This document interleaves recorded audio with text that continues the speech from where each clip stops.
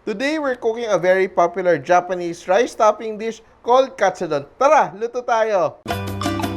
Simpol, simpol.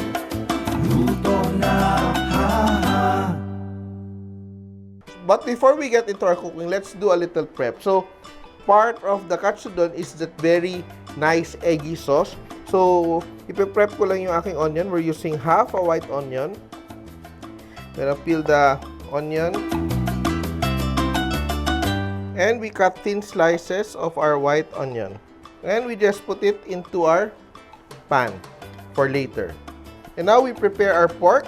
What we do is, we have nice pieces of pork. So we're using pork chop na skin off. So wala siyang balat. And we score.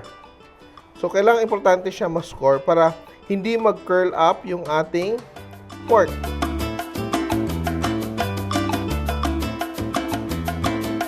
And we just use a rolling pin to pound our pork. No? Flatten our pork to expand it and make it tender.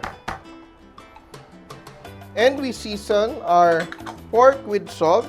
Generously season our pork with salt on both sides. And we dredge in flour. So what do we do? Para hindi tayo aksaya sa ating flour, you can do it this way. You can actually use a brush to apply your flour para hindi ka masyadong aksaya ng flour. So, you can do it that way. So, mas tipid siya ng flour. So, it's just like powdering your baby, no? Put our pork chop aside. And we'll just use the same plate to bathe it in egg. So, I will just use half an egg for one pork chop. Para, yan. Just half an egg. With a little water. Just like a teaspoon of water. Just beat it. Bathe it in my egg wash. Be sure that everything is well coated with the egg wash. And I apply some Japanese breadcrumbs. So, in another clean plate, I add some breadcrumbs. Just enough, not too much, so that hindi ma-contaminate, hindi maging sobrang sticky ng lahat ng ginagawa mo.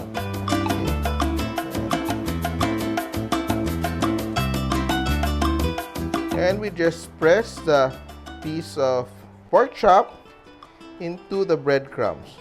Yan. So, it's less wasteful to do it this way rather than to have everything lumped up. And ideally, you just use one hand to do this para you have one hand clean and one hand is sticky with all the eggs and flour. And that's good enough for now. And to check if our oil is hot enough, we just, drop a little bit of our breadcrumbs. And yes, it's hot enough. You see, it's frying. And we drop the pork chop into the hot oil outward so that it doesn't splash on you. And we clean up our station. And in the meantime, we're going to prepare our sauce for our Katsudon. What we have here, the onions, what we prepared earlier. We add around half a cup of water.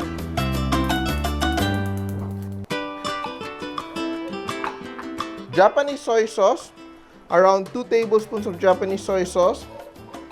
And around 1 tablespoon of sugar. And we just bring that to a simmer for a minute or so. One thing you can do also for your pork chop so it becomes really juicy is to brine it. So, yung gagawin nyo is ibababad nyo sa tubig na may asin. So, you just dissolve 1 tablespoon of salt into a cup of water. So, you have to regulate the heat to make sure that it doesn't burn right away, and the pork chop is fully cooked. And you will notice na hindi nag-curl yung ating pork chop because we scored it and we flattened it with our rolling pin. Our katsu is done. Katsu is the pork. And we let it rest for a minute while we prepare our sauce. So I have here a bowl of rice. Ready, always ready. And the egg, may sobra akong half an egg. I'm just gonna add it to a whole egg para to finish the recipe. just lightly beat natin yung ating egg. And while waiting for this to rest, we heat up our sauce. Yan, look at that. The onions are already tender and it's going to sweeten the sauce further. So it's very important for the katsu to rest so that when you slice it, the juices don't drip out. So we rested the tonkatsu for a minute and now ready to cut.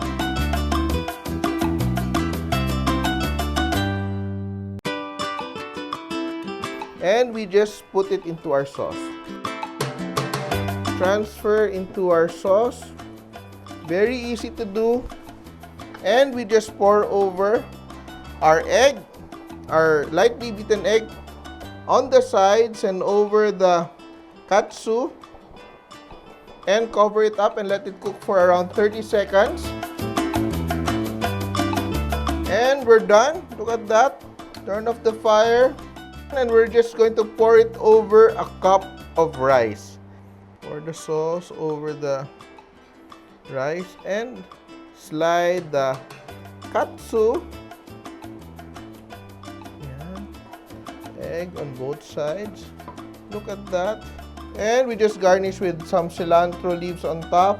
And it's done. It was so easy to do. Just a little bit of prep.